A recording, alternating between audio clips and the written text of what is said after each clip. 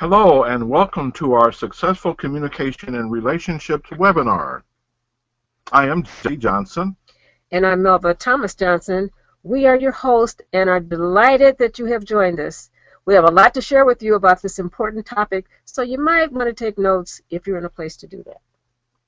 So as we begin, Melva, I think it'd be helpful for us to tell a little something about ourselves to those who are participating. Sure. First of all, we are a successful couple who have been married for over 36 years. We came together as a blended family by raising Jesse's two minor sons from his previous marriage. So, like many couples today in blended family situations, we had to learn how to be a successful couple and a successful family by bringing everybody together to work together in a cooperative way. That was because we learned firsthand that when the communication flowed and everybody was getting along, the bond was strong. And when any one of us was upset about something, communication did not flow as well, and that put a strain on the bond and connection we were building, and it had to be repaired. That is why we are so committed to learning how to successfully communicate about everything. It allowed us to build, maintain, and sustain a happy and fulfilling life together while living under the same roof day after day. You know, and while it was challenging at times, we really knew that we were deeply connected to each other, we loved each other, and we were committed to learn what we needed to learn to make it work. So in case you didn't hear me, let me repeat that. I said that we had to learn and then use what we had learned to make our marriage and our family work for all of us. It did not happen by accident. We had to learn and then practice some very specific relationship tools. And without question, the most important was how to communicate successfully. If you already know that communication is a problem in your relationship, then we invite you to listen to what we have to share. And again, we invite you to take notes because we have a lot to say about this. And the other thing is that, you know, this webinar is free, and so you can't beat that in terms of the price. Okay, finally, you should know that both of us are licensed and certified professional psychotherapists and marriage and relationship counselors that for over 30 years we have worked together with couples in our private practice. We conduct relationship seminars for couples. We schedule private counseling sessions for couples in our office. We're public speakers. We're author of the book Minding for Goal in Your Marriage, which is currently available on Amazon.com. We also present webinars like the one you're taking part of today. We've devoted our lives to supporting and enabling couples to have the relationships they have longed for but haven't learned how to make that happen on their own. As we mentioned earlier, today's webinar focuses on what most couples consider as being their number one problem in their relationship. That is, the inability to communicate successfully. And because their communication breaks down, they don't seem to be able to work together in a cooperative way to discuss, resolve, or address those things that come up in their relationship. There are two important things that you will learn from this webinar. The first is what causes a breakdown in communication in relationships, and the second thing you'll learn is some practical steps you can take to improve your communication with your partner, mate, or spouse. Before we go any further in our presentation, we'd like to define what we're talking about so that all of us are on the same page. So let's begin by defining what is communication. The word communication comes from the same base word as commune and communion. Successful communication means to pass on or transmit information or knowledge or thoughts or feelings from one person to another so that it is successfully received and or understood between the parties involved. In short, communication means to share. Now, there are two important parts of this definition. The first part is that a message is shared to the other person or persons. That's the first part. And there's a second part. That part is the message is satisfactorily received, understood, acknowledged, and a positive, appropriate response is given. Communication can break down either when the message being sent is not clear, concise, complete, or delivered in a way that the other person is able to understand the message, or communication can break down in the second part by the message not being received, understood, acknowledged, or an appropriate response given. Successful communication brings people together to share their connection, like in a commune or the religious act of communion. Doesn't it make sense then that when two people who care deeply about each other fail to communicate successfully about various important aspects of their lives, that they feel disconnected because the bond between them has been broken? And unfortunately, in most cases, they don't know how to get it back. That's why learning how to communicate by using certain communication tools is so very important. You know, Melva, we've heard so many times from people who don't understand why their relationship started off so well in the beginning, but in time they seem to fall apart. In fact, we've heard some person say, you know, my partner actually fooled me by being so wonderful in the beginning, and then later on, you know, the whole thing went down the drain. Well, many of us, for example, say that when when a couple really comes together in the romantic stage of their relationship, you know, that they talked all the time, they communicated all the time. You know, they would stay up all night talking. Like we did. Yeah, like we did. You don't get much sleep, and then you get up and go to work the next day and won't even be tired. Or they could finish each other's sentences because they felt so connected. Or they talked about everything, you know, their families, their past relationships, their hopes, their dreams for the future. Can any of you relate to that? And because they felt that they had finally found someone that they could really talk to, who understood them and who would be there to support them whatever was going on, these were the things that caused them to develop a deeper and deeper feelings for each other. In other words, it was their ability to communicate that caused them to fall in love and then decide that they wanted to share a life together. However, at some point, when the two of them decided to become a couple and then take steps toward being together, communication seems to break down. I think we found that true in our relationship. Mm-hmm. Right. So why is that? Well, why is communication so great in the beginning, and then you seem to be able to talk about everything, but then later on you seem to fight all the time? Well, we have two primary reasons. The first is that when you're in the beginning romantic stage, you know, dating and so forth in your relationship, you're really trying hard to impress each other. So you make a conscious effort to be the right person, to do the right thing, to dress well, to do all of the things that you need to do to convince your girlfriend or your boyfriend that you are the very best person for them. So you're putting your best foot forward, so to speak, in your attempt to win them over. But once you've done that, either consciously or unconsciously, you may believe that you can relax a bit, that you don't have to work so hard being that perfect partner, because after all, you've already convinced them of that. So who and what you really are now comes out, and you see each other for who you really are. The second thing that happens is that when you are just dating and living separately, you were fine because you didn't have really any very important decisions that you had to make. But once you decide to get engaged or live together or get married, things get a lot more serious. You know, you've got a lot more things to decide and agree on, such as, you know, where you're going to live, you know, How are you going to manage your finances? And money, by the way, is a big issue in a lot of relationships. Huge. Who's going to be in charge of the money? Who's going to pay what bills?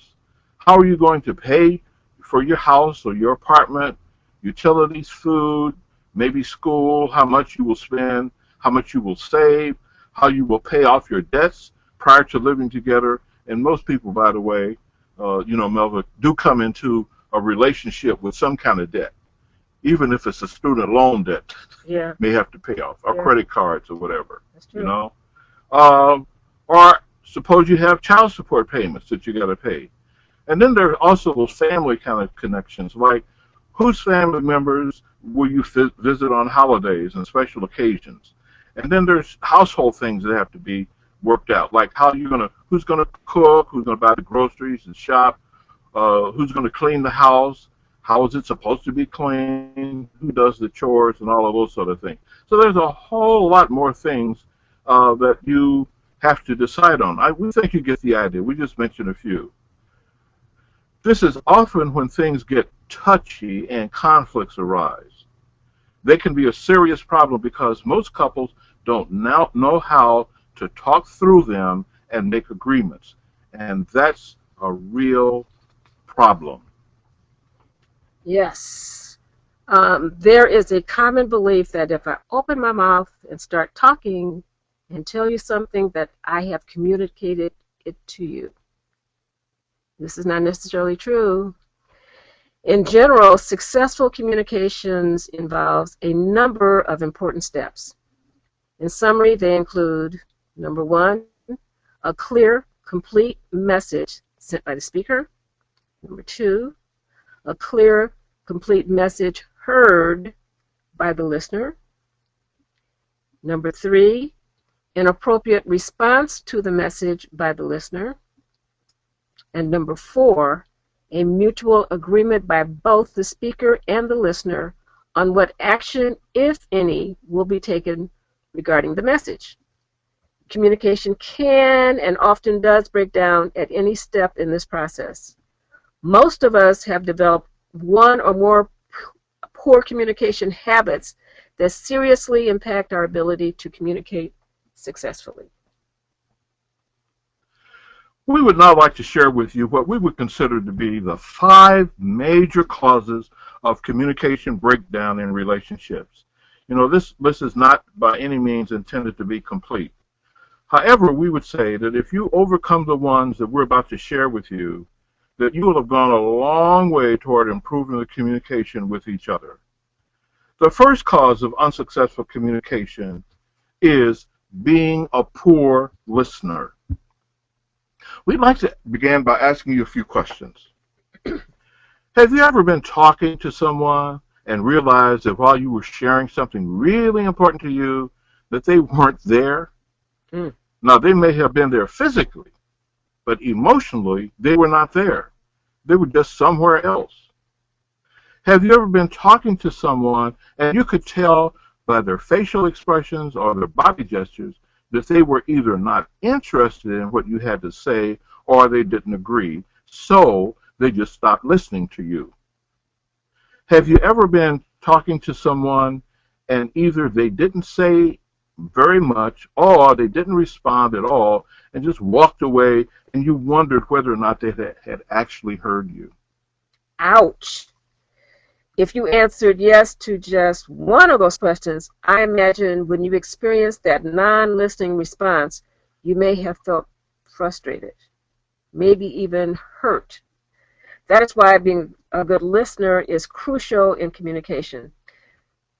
There's good news, and that is there are many benefits for you in practicing good listening skills.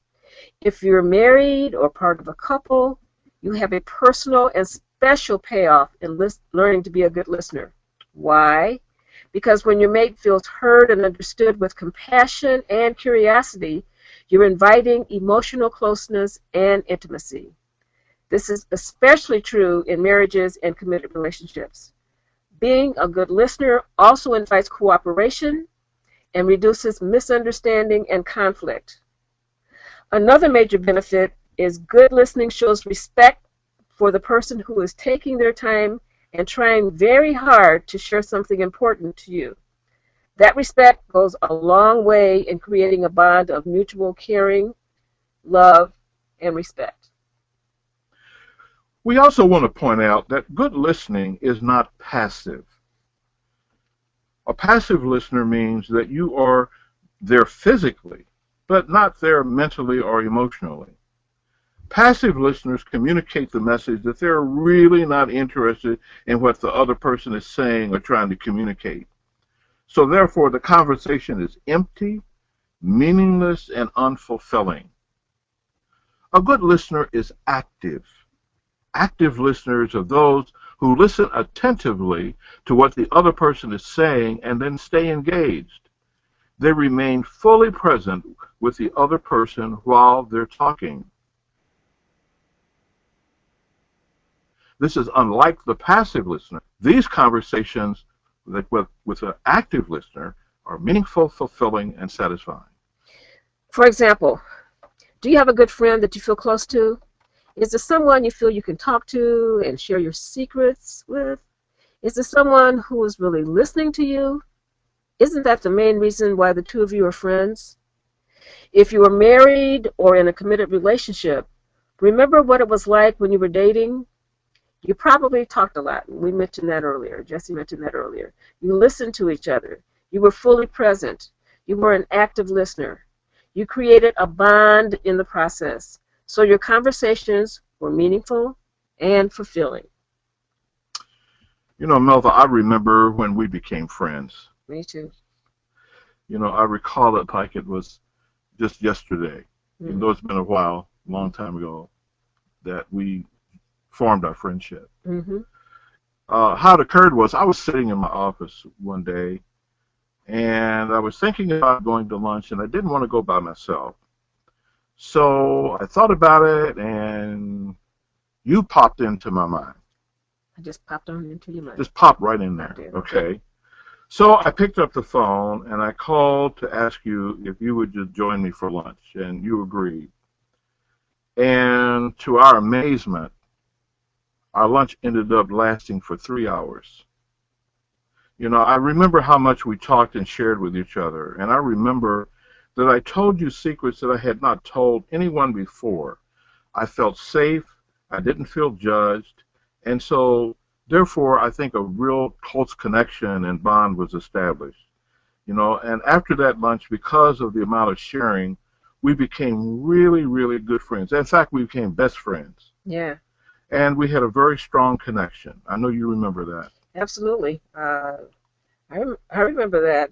I remember how we listened to each other, and I remember what it felt like having the opportunity to open up my heart and just share. And I was so surprised that, this was the first time we had just had a time, just the two of us, to share. And I just told you all my business. But anyway, and the fact that you listened was like having someone who really listens and cared about me. And that's what happens when people feel listened to. It's like it touches your heart. It is our listening to each other that brings us into close, meaningful relationships, like it did for us. The problem is that far too often, especially with couples, that each of us tends to get bogged down. We can become so preoccupied with our work, kids, bills, chores, housekeeping, responsibilities, and obligations that we don't take the time to talk to each other. Actually, we spend more time talking at each other and don't hear each other out anymore. Not like we used to. We long to be heard, especially by our partners. It's almost like, life gets in the way. Right. Yeah. And right. we develop these new habits. Mm-hmm. So, our point is quite simple. That is, it was taking the time in the beginning of our relationships by being attentive listeners that most likely brought us together, or brought the two of you together. And it is also important to take the time to talk to each other by being good listeners, because by doing so, it will enable you to have a much more fulfilling relationship by maintaining your relationship over the long haul. That is true. The second thing that causes poor communication is not being a good speaker. By that we mean it is essential that you present your message to the listener in a way that helps in the communication process. As we begin our discussion, we'd like to ask you a few questions. Do you let yourself become so upset that you lash out at your partner when you're talking to them about something important to you? Or do you accuse, blame, yell, throw things, withdraw, complain, lecture, nag, use scare or threatening tactics, call names, become demanding, become judgmental or critical when speaking to your partner? Or do you use terms like you always, or you've never, or do you use negative names when you're upset? It should be apparent that none of these contribute to good communication in your relationship. What you say and how you say it will invite your partner to either hear your message or block it out, especially if you're frustrated, nervous, or upset. You know, what you just said, Melva, is so important that I think it bears repeating. It's not only what we say, but how we say it that is most important when we're sharing our message with another person, especially when there is an upset. For example, have you ever had the experience of someone talking to you who approached you in the wrong way? You know, it could be either your spouse or a girlfriend or boss or friend or child or whomever. Remember what it was like when they came at you wrong? It didn't feel good, did it? In fact, maybe as you're just remembering this, you may be getting angry or hurt all over again just thinking about it. Did you give them the response that you think that they wanted? Probably not. In close personal relationships, it is extremely important to address the upset or situation in the right way if you want to have a positive response. You know, if the other person comes at you the wrong way, then you're likely to respond to them in the wrong way. That's true. So your attitude is important when you approach other people. Your attitude is communicated not only by your words, but also by your tone of voice, your gestures, facial expressions, breathing rhythm, body position, and a lot of nonverbal cues communicate as much as, if not more, than what you say. If the other person perceives that you are angry or hostile, they're more likely to respond to that than to anything you're saying. It's an automatic fight or flight reaction, and we see this over and over again in counseling and when we do our workshops. That's that true. People respond more to how the person delivers the message rather than to what they're actually saying. Correct. And also know this, that the closer the person is to you, the more upsetting it is likely to be when you come at them the wrong way and vice versa. We can more easily throw off those things with people that we're really not committed to. You know, the closer we feel to a person, the harder it is. Why? It's because we're not really emotionally invested in the relationship. The more we're invested in the relationship, then the more challenging and difficult it is. When people do come at us the wrong way, we may feel attacked. When we are attacked, we have an immediate emotional reaction, as Melville just mentioned again, and I'm repeating that. We may respond by striking back or withdrawing from the other person, or a combination of both. These responses are our defenses. When we get into the automatic defensive behaviors, we may say or do things that we later regret. Here's a very practical example. Let's say that you're talking to your spouse or partner about something really important to you. You're trying really hard to get them to understand what you're trying to communicate. But for whatever reason, they're just not listening to you, or they're hearing you without really hearing you. Before you know it, you might start talking louder, and then louder, until you start yelling at them as your upset continues to escalate. Maybe they yell back, and before you know it, you're really into a bad scene, a really intense argument. Then you're fighting verbally. If one of you loses control, you might even get into a physical confrontation. Mm. Things like this happen every day in households where someone is really upset when things start off quite simply, but before the couple knew it, things had gotten completely out of control. Why? The way the conversation got started meant that it ended up being quite ugly. You can ask any police officer, and they will tell you that the ones they hate the most are the ones that involve domestic disputes. Hopefully, you will never experience anything like this. We hope that you don't. And that's one of the reasons why we're offering these helpful ideas to help you to avoid these kinds of situations. Yes. Our point in sharing this example is to demonstrate how quickly things can get out of hand if you don't have a way of speaking to the other person so they can hear you and avoid a negative outcome. If you want a positive outcome and you know that you're upset, the first thing to do is to calm yourself down. Take whatever time it takes. Get your attitude in a proper frame of mind before approaching the other person. This is so very crucial because when unresolved issues build up and they keep building up over time, a breakdown in the relationship is certain. And sometimes the relationship is damaged to the point that it gets to the point of no return. Right. Making the effort to contribute to a win-win outcome will have a positive payoff for you, the other person, and the relationship. The third cause in a breakdown in communication is interrupting the speaker. In the middle of what they're trying to share. Mm. We imagine that this has happened to all of us. That is, if we haven't done it ourselves. This usually happens when you get into an argument with your partner.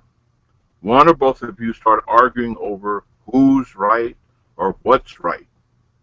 If, for example, you feel that you're being attacked or that your ideas are being put down, there's an immediate impulse to interrupt the speaker, to defend yourself, and or to correct the speaker because we believe that what they're saying is inaccurate or just downright wrong.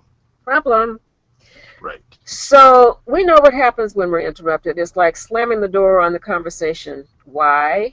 It's because we feel disrespected, because we have not been able to have our full say on whatever we need to express to our partner. You know, there is a tradition in some cultures of what is called a talking stick. That means that the stick is passed back and forth from one person to the other.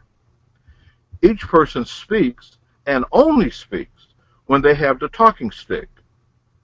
We have suggested this to couples that we've worked with, and you know, especially those who've had a really hard time interrupting each other.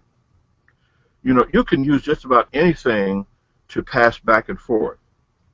Whoever has the object can speak. The other person must wait until they're through, then pass it on to their partner for them to speak. It helps, you know, by doing this, and it keeps getting passed back and forth between the persons who are talking until both have been fully heard. You know, that reminds me of couples who have used the talking stick.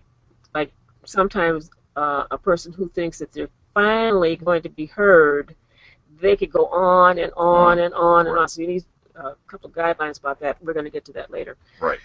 Some couples we have worked with decided that not only will they not interrupt each other, they also won't make a decision, excuse me, or take action until both of them feel that they have been heard. Then they take the next step to arrive at a joint decision that feels good to both of them. Sounds like it takes a lot of time, doesn't it? I know. Mm-hmm. We get that complaint a lot when we work with couples in our workshops and in our counseling. Hey, it took a lot of time for us. Um, Couples sometimes respond by saying something like, while you're doing all that talking and listening, you can go on and handle what needs to be done and then move to the next thing. We tried it. Mm-hmm. Didn't work for us. That's right. Couples who come into our office and workshop, they tried it. Doesn't work for them either. I can assure you it's not going to work for you. That's right. And we want to admit that while it does take some time, just consider what often happens when a partner doesn't feel heard or respected or their ideas considered by the other person. You know, that can create a huge problem in a relationship with the couple. If this pattern continues over time, it really can eventually result in great damage to the relationship, maybe even an end to the relationship. Really, building good, solid relationships does take time and work. It takes time to really listen to each other. There really are no shortcuts. If you really want a good relationship, you have to work at it and give it the time that each of you needs in order to feel heard and to have your ideas honored. You're working through it to a mutually acceptable as well as joint decisions. What Jesse is sharing with you is a secret that nurtures any valuable relationship. This begins to strengthen the relationship layer by layer, conversation by conversation. You see, good relationships are not the ones on a daytime soap opera where instantly and magically two people fall in love, then sometimes just as fast they fall out of love and are on to the next magical encounter. To keep all that drama going, the scripts are purposefully written to keep the characters in and out of a relationship all the time. Erica Kane, for example, has been married at least 8 times. That's TV. If you're expecting a long-term committed relationship to last over time, just know that it will take time and a lot of hard work. It's worth all of it. To be happy, to stay connected, or even reestablish a connection, you must take the time to talk and really listen to each other. Again, let us remind you not to allow your relationship to get bogged down with work, chores, bills, housekeeping, and all those kinds of things that consume all of your time and your attention. You're not really focusing on each other or spending time together.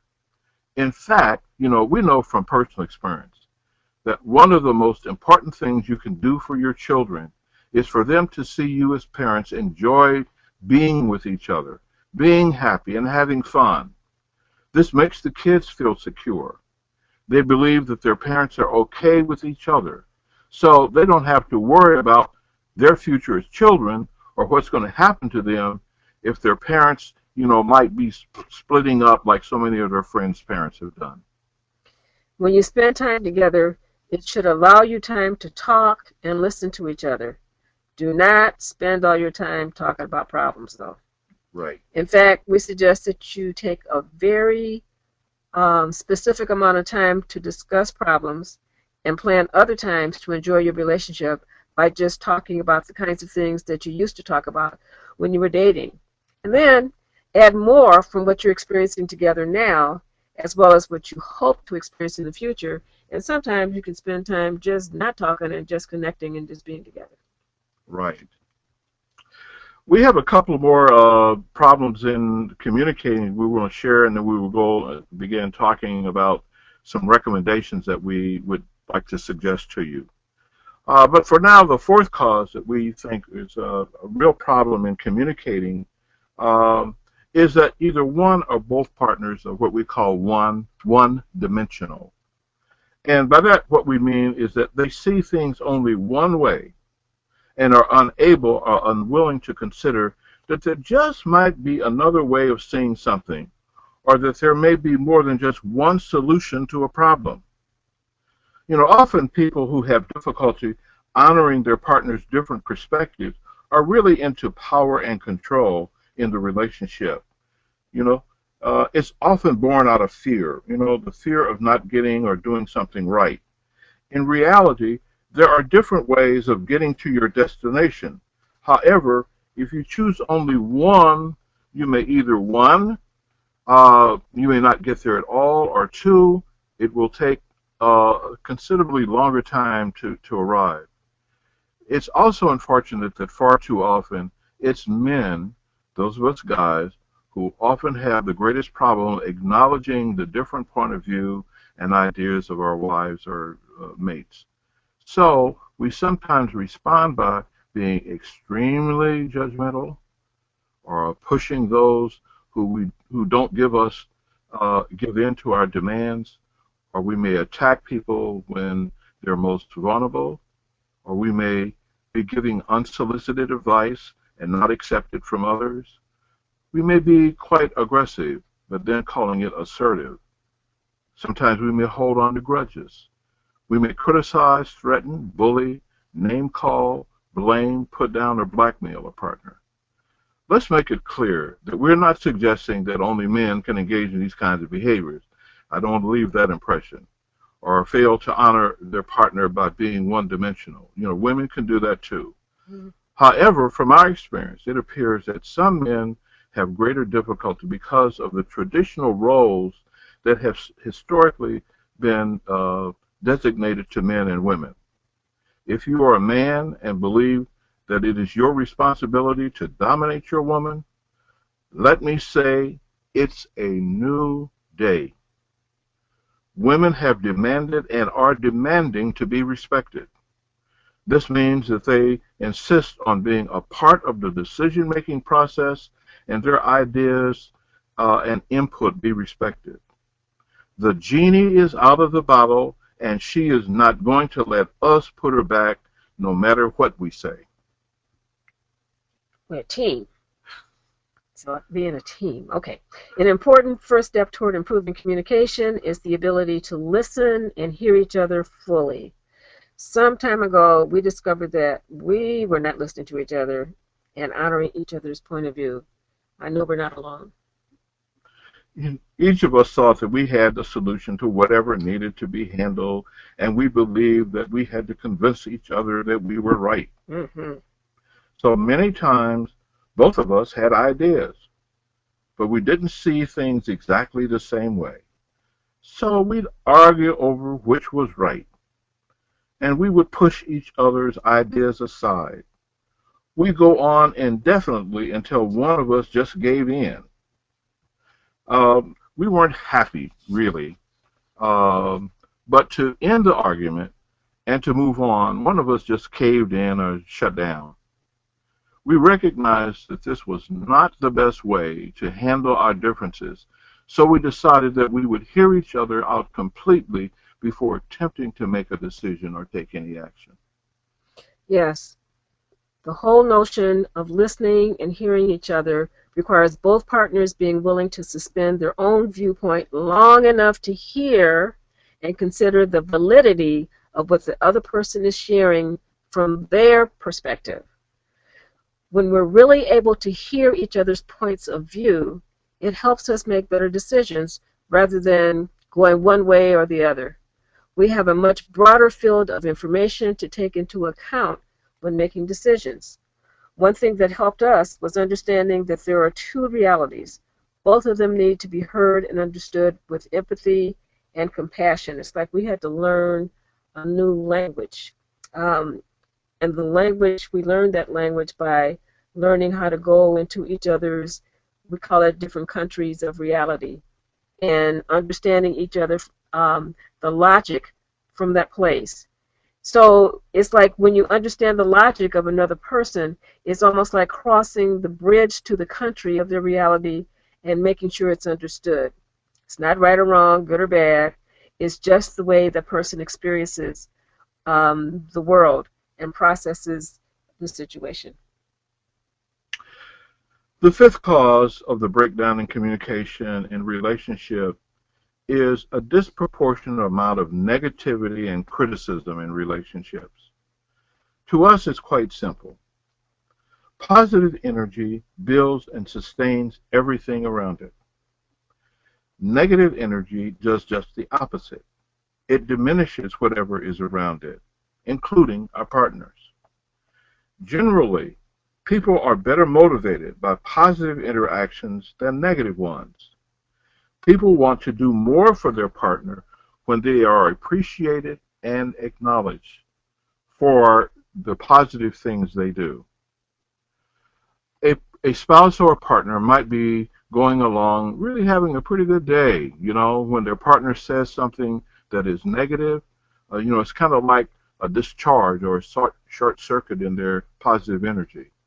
An example of what we mean is demonstrated by a car battery and what happens when there is a negative discharge.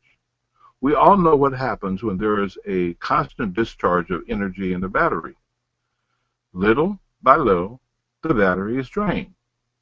If it continues, the car simply will not start. It just won't run. The only way to correct it is to charge the battery with positive inflow of energy to rebuild it from the discharge. Now, when your car is operating properly, the car discharges energy to start. As the engine gets started, the alternator recharges the battery with positive energy to replace the energy that was lost. Now, if we can understand this simple illustration of a car, then we can better understand the importance of putting positive energy into our partner. Relationships need positive energy too, if they're going to run properly. The constant day-to-day drains and demands of each partner's life situation discharges their energy. Your relationship must be one that puts positive energy into each other's lives to enable you to meet those demands. What you're saying reminds me of a book written by Dr. Norman Vincent Peale. The book was entitled The Power of Positive Thinking, and I'm really familiar with that book because my mother had it and read it, and she kept it on the coffee table.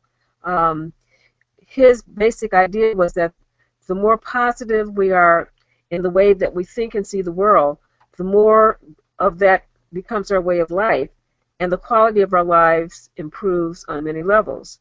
As you might expect, when we are consumed with negative thoughts and behaviors, the quality of our life is also negatively affected.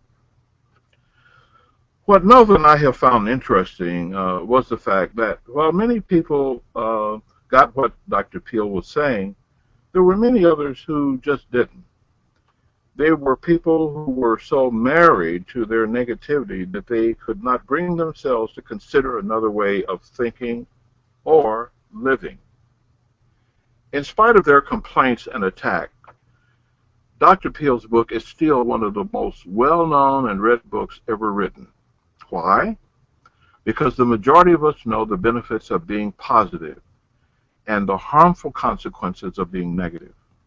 So let's face it, it's only natural for human beings to question and assess things at times. In fact, that's a good thing.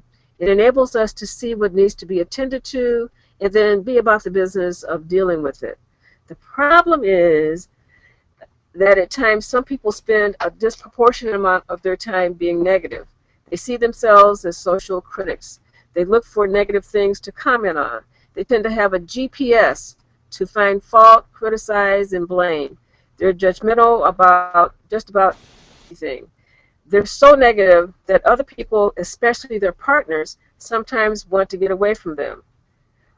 We're talking here about degree. How much time do people spend thinking negatively? As mentioned earlier, it's only natural and good to assess things in our lives and relationships. So according to some research, human beings have somewhere between 12,000 and 60,000 thoughts per day. What we have found interesting, according to that research, is that for most people, 90% of the thoughts they have on any given day are exactly the same as they had the day before. And here's the kicker. 80% of those thoughts are negative.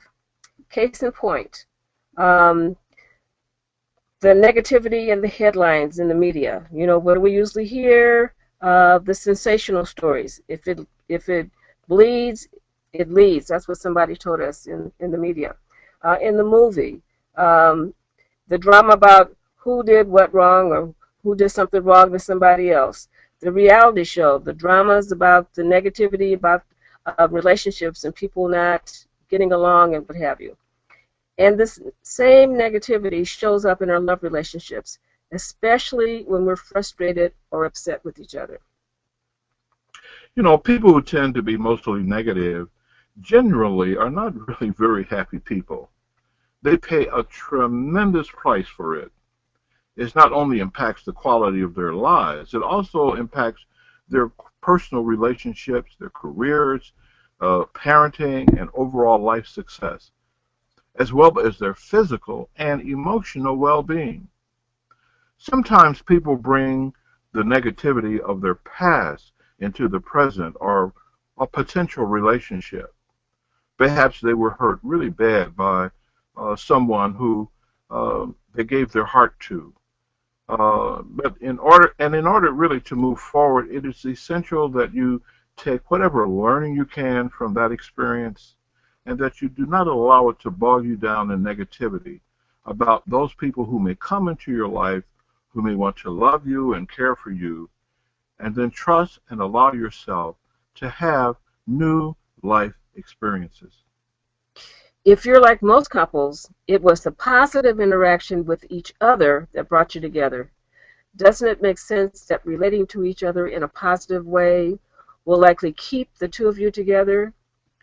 To do that, you must be honest and conscious about the negativity you may bring to listening and sharing your message to your mate, especially when you're upset, so that you can become more of a source of safety, encouragement, inspiration, and strength to uplift each other.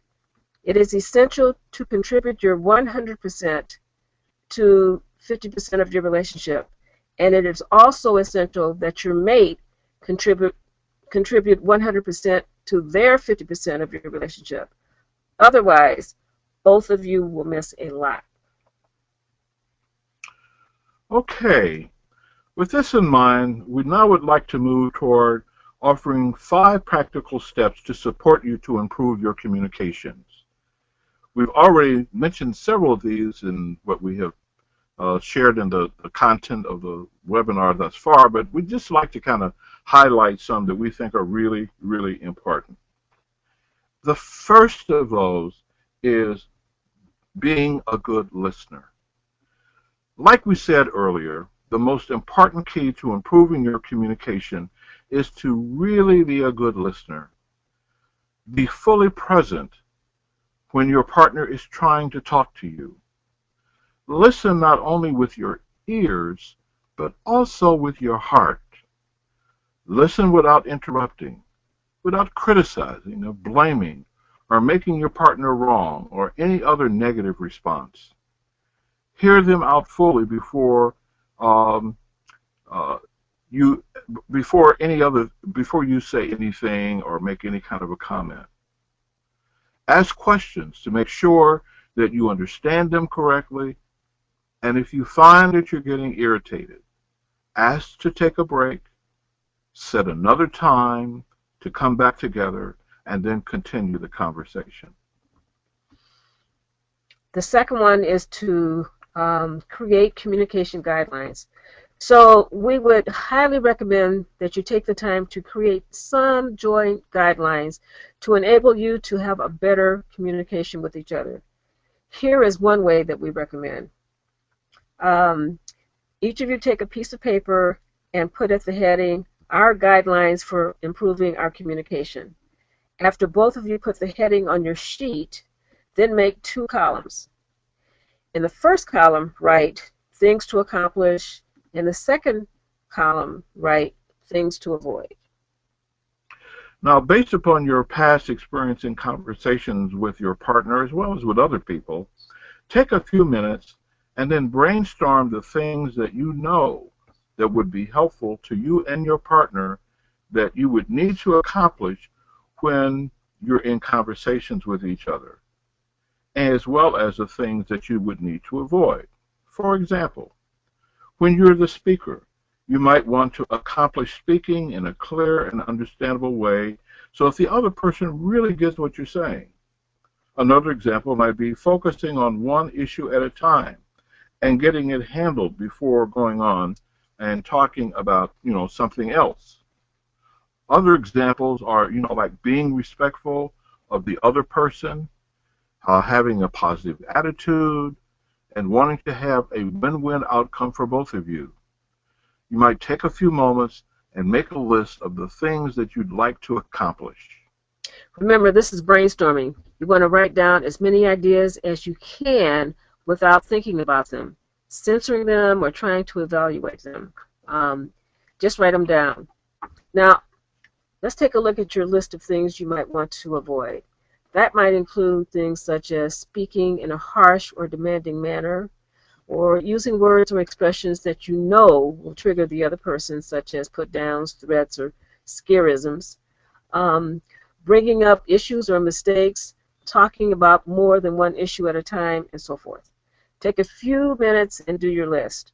Remember not to debate or discuss your ideas. In brainstorming, you just want to get down as many ideas as possible within a short period of time. Now take the next 5 minutes or so to write down the things you want to avoid. So we'd like for you after the webinar to take the time to create your communication guidelines. Now we'd like to suggest the next step. After you've completed your list, put a check mark beside the ones that you agree on, and then don't argue over the ones that you don't. Just let them be for now. Focus on the ones that you agree on. These become your agreed upon guidelines to improve your communication. And in future conversations, take out your list and review it before you start your discussion. It will help you to have a more positive outcome. Plan a time to talk when both of you can be fully present. We recommend the 24-hour rule of thumb. When one partner wants to talk about something, let the other partner know what it is and ask if this is a good time. If your partner says yes, take out your guidelines to improve communication and review them before you begin your conversation. If your partner is not ready, it is important for them to get ready within 24 hours and then invite the conversation. That partner will begin by saying, "I'm ready to hear you." Most of your conversation should include sharing with each other your accomplishments and the other positive life experiences that you're having. We recommend that you plan to have a time to share, to talk about your day, each day for 5 to 10 minutes. If possible, we recommend that it be done in person. For example, maybe after the kids are in bed. If that doesn't work, then we suggest that maybe you do it over the phone.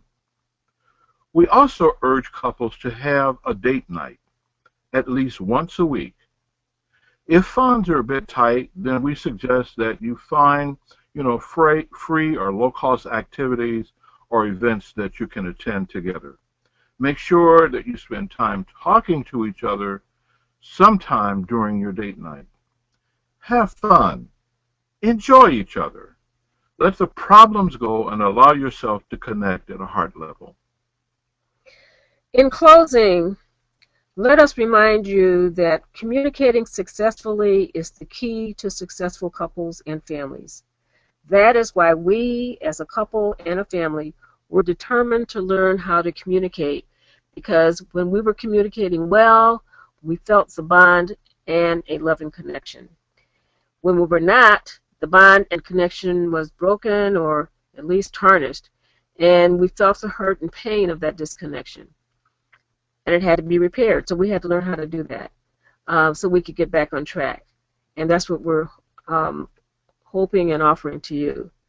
We've enjoyed sharing with you on this webinar and sincerely hope that what we have shared has been informative and helpful. We invite you to think of us as your relationship support couple who want you to create and sustain the relationship of your dreams. It is our mission. It is possible that with information, skills, tools, a commitment to the relationship, a willingness to learn, to grow, and to change, and an unwavering desire to build that dream relationship for mutual benefit, that it is possible. It really is possible to do that. We know that because we've helped thousands of couples to do it. We really want to thank you for participating in today's webinar. Every month we offer a free live webinar. So maybe it may come at a time where you're unable to attend. Well, we got you covered. Everyone who registers is also given on-demand access to the webinar to view at your convenience. Visit us at MFG Marriage for more information. We're also on Facebook. Join the community for daily inspiration for couples at facebook.com/MFG Marriage. This is Jesse Johnson and Mobile Thomas Johnson signing off for now. Have a blessed, productive, and awesome day.